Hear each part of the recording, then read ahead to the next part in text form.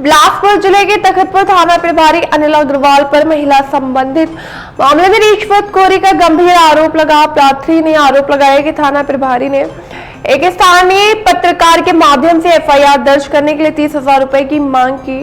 मामले की गंभीरता को देखते हुए तखतपुर थाना प्रभारी को तत्काल लाइन अटैच कर दिया गया और थाने का प्रभार विवेक पांडे को सौंपा गया। बिलासपुर एसएसपी रजनीश सिंह ने जांच टीम गठित कर सख्त कार्रवाई के आदेश दिए हैं। शिकायत सामने आने के बाद पुलिस विभाग की कार्य प्रणाली और पारदर्शिता पर सवाल उठ गए हैं।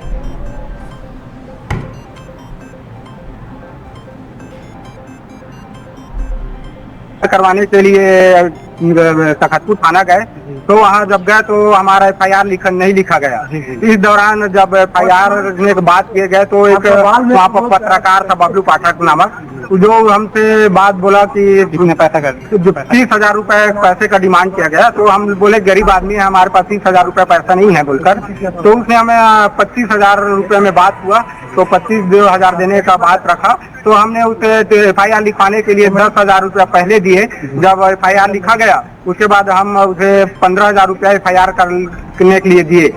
एफआईआर लिखा गया, लेकिन जब 5 तारीख को आरोपी जब आया तो उसे 20,000 रुपया खुद लेकर टीआई उसे फरार कर दिया गया। उसको मतलब मुंह आंकड़ा, उसको जमानत दे दिया गया।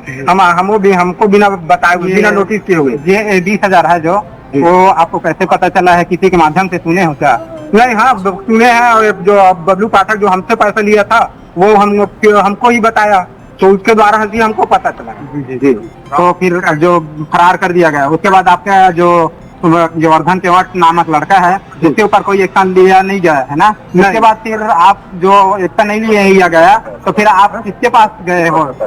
उसके बाद हमारे पास तो हम फिर थाना गए, 1-2 बार पता किए कि एफआईआर क्या हुआ एफआईआर का बोल के, तो हमको कोई वे नहीं मिला। और हम लोग और हमने तो जाति प्रमाण पत्र लेकर भी गए तो हमारे में हमें कोई नोटिस नहीं मिला था कि सब बारे में, लेकिन उन्होंने न्यायालय में तखतपुर न्यायालय में भी पेश कर दिया गया। लेकिन हम तखतपुर गए तो फिर पुलिस थाना वाले आपको तुरंत लाया। आपका कहेगा आपका कागजात तखतपुर न्यायालय में पेश हो चुका था क्या? पेश नहीं हो चुका था, लेकिन वहाँ तक पहुँच गया। जी, लेकिन हमारे कागजात जाति प्रमाण पत्र ले गए तो पुलिस वाले तुरंत उसको वापस लाए और उसमें SC एक्ट लगाने के हम लोग बात किए तो उसको लगाने के लिए फिर तुरंत उसको वापस लाया गया। उसके बाद भी सुनाई नहीं हुआ कि इससे धारा लगाने के बाद, तो फिर उसके बाद किससे यहाँ आया?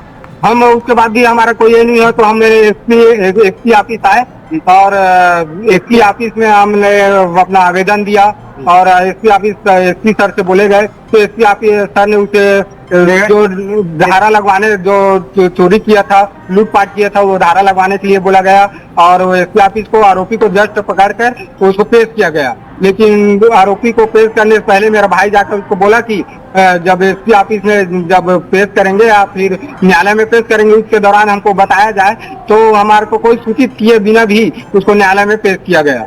जी। तो हम लोगों को लूटपाट का धारा जो लगाया है या नहीं लगाया है टीआई? नहीं, अभी तक धारा नहीं लगाया गया है, जो है लूटपाट का धारा नहीं लगाया गया और उसको न्यायालय में पेश कर दिया गया। जी।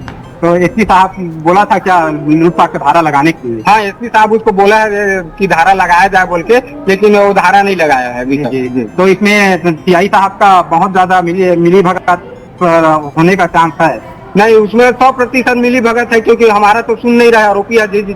महिला के साथ ऐसा हुआ है तो भी से उसको कोई